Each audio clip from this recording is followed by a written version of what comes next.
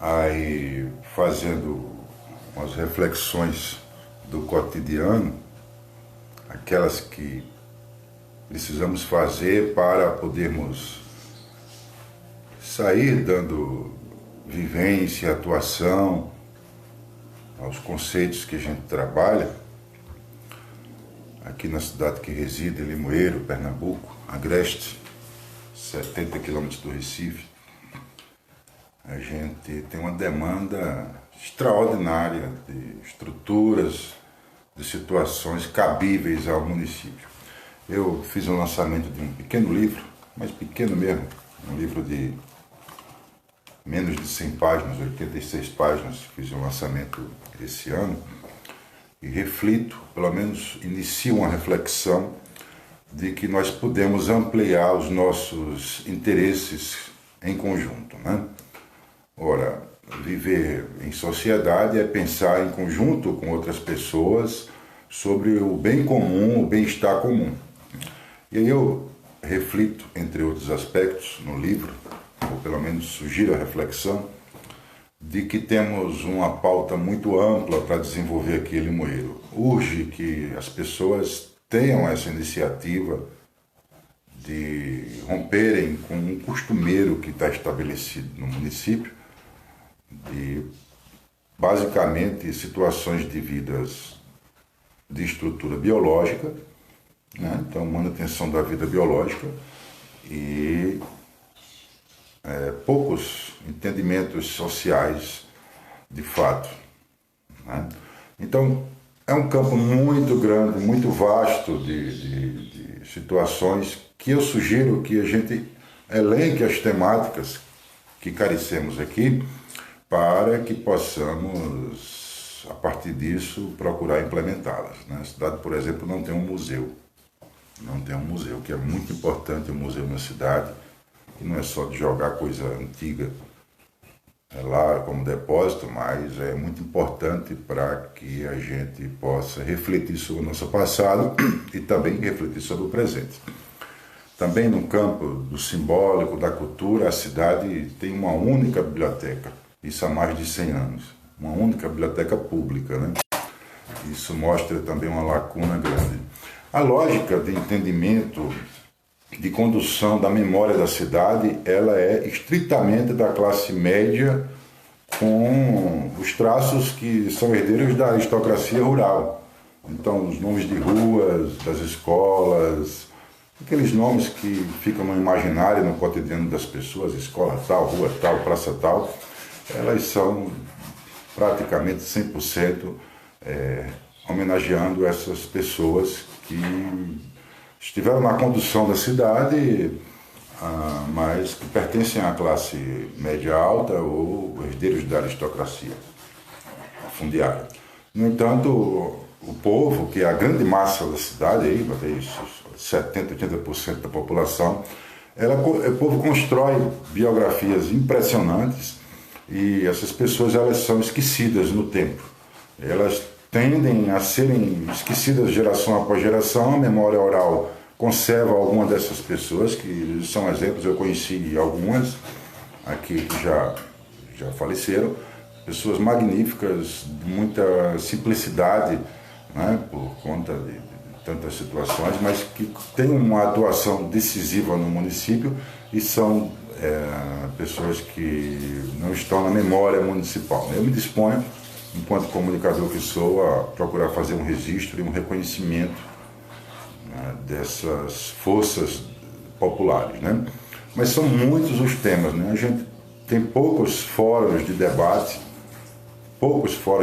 sobre questões que são de interesse coletivo, né? E tem uma tendência de legar a poucas pessoas, meia dúzia de pessoas, a condução de todo o andamento social, quando na verdade o interesse, por ser um interesse coletivo, ele poderia estar sendo abordado, refletido e conduzido por uma série de pessoas que se dedicam nas áreas específicas, né? Então, aqui na cidade de Limoeiro, o que é muito similar em outros municípios pequenos, não só de Pernambuco, do Nordeste do Brasil, a gente ainda vive uma lógica senhorial, um tanto colonial ainda, onde a população não se sente em zelo de responsabilidade pela condução da sociedade, mas não somente aos aspectos tangentes, né, que eu digo que é aquilo que a gente pode dizer da infraestrutura física, né, não é somente isso, mas aos conceitos também, né. A gente precisa entender, por exemplo, que a nossa herança de formação de muito poder e influência ibérica, ela tem um machismo, né, muito enraizado. Ela tem uma orientação religiosa específica. E como é que fica as questões que estão derivando desse entendimento, né? A gente precisa trabalhar isso. Por exemplo, aqui em Limoeiro eu faço parte de um grupo de base, pelo menos uma proposta de grupo, que discute sobre as religiões, tradições afro-indígenas e toda a cultura que há em torno disso. E a gente se surpreende porque é o óbvio que está sendo posto para a população, o que muita gente fica às vezes chocada. Diz, como é que pode haver tanta prática religiosa afro-indígena aqui? Ora, mas a colonização brasileira, ela trouxe uma quantidade enorme de pessoas escravizadas da África, e este continente é território originalmente dos índios, os chamados índios, os ameríndios, né? Daí que a gente realçar, sinalizar, publicizar formas de manifestações culturais e religiosas que estão ocultas ou reprimidas na história do município é algo bem óbvio, bem simples. As pessoas vão começar a refazer os seus conceitos e entenderem que suas religiosidades de tradição europeia, elas lhe trazem o conforto decisivo, né, para que tenha uma condução de vida no mundo, mas não são as únicas.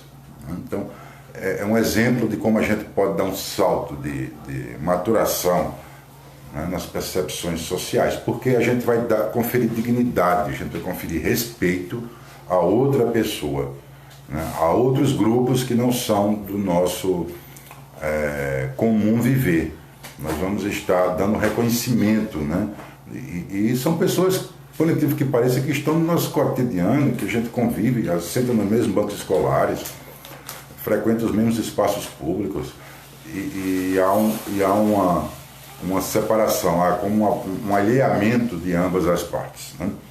Então é um exemplo que em dado momento eu sublinho no livro que publiquei, né? Chama-se Em Torno de um Pensar Limoeirense, e que mostra que é possível, com boa vontade, um pequeno grupo de pessoas promover uma transformação significativa no modo de pensar e conviver na cidade, sem necessariamente necessitar de volumosos recursos monetários, né?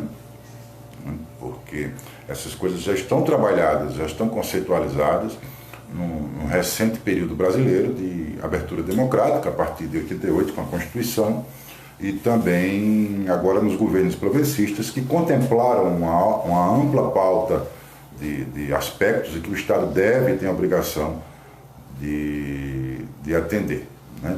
Então, é esse aspecto que eu trago hoje na reflexão, que estou aqui me propondo, de que é possível que a gente atenda muitas das demandas que estão estabelecidas hoje numa cidade como essa que vivo, no interior, né? Mas é preciso perceber-se como se está configurado o pensamento da sociedade, né?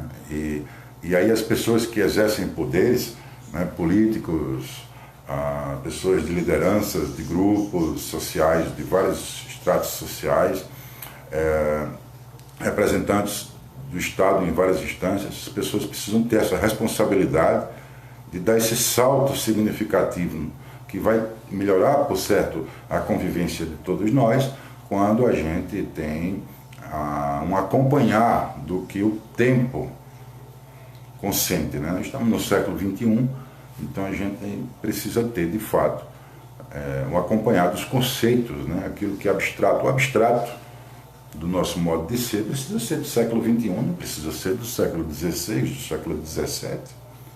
Na verdade, a gente tem estruturas aí modernas que são construídas em vários cantos do mundo, com muito esforço, muito suor e sangue, né?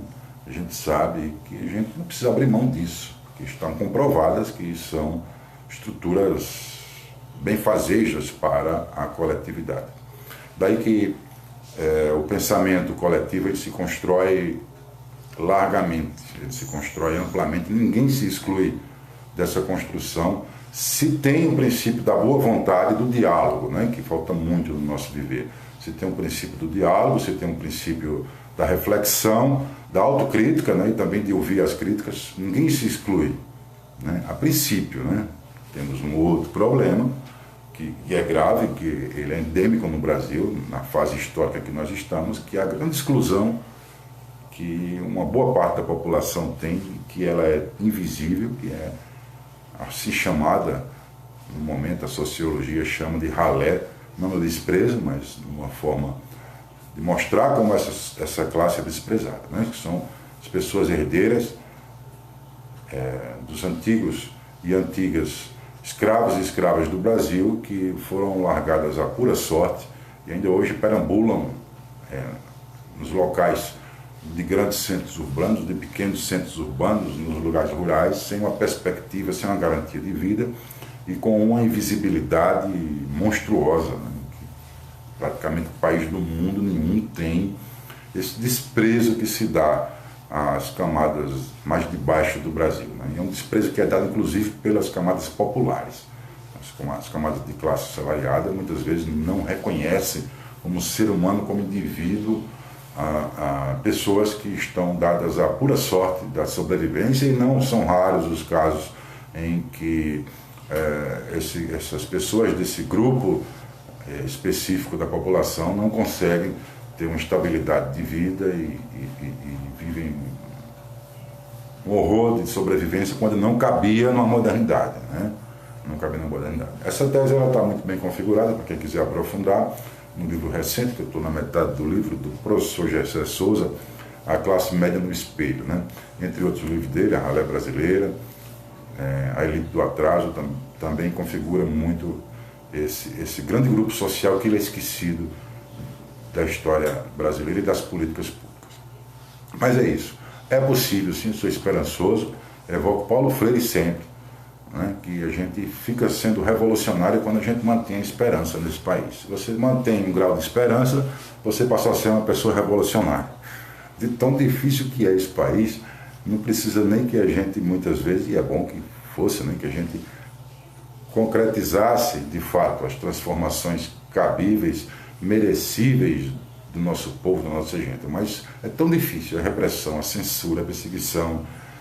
Então é tão complicado que se a gente faz um ânimo esperançoso, se a gente consegue deixar viva a esperança, isso por si é um ato revolucionário. O professor Paulo Freire, que nos passa esse conceito, tá certo? Então vamos à luta, vamos batalhar por esse nosso querido Brasil, por esse nosso querido Pernambuco, e eu digo daqui desse querido Limoeiro.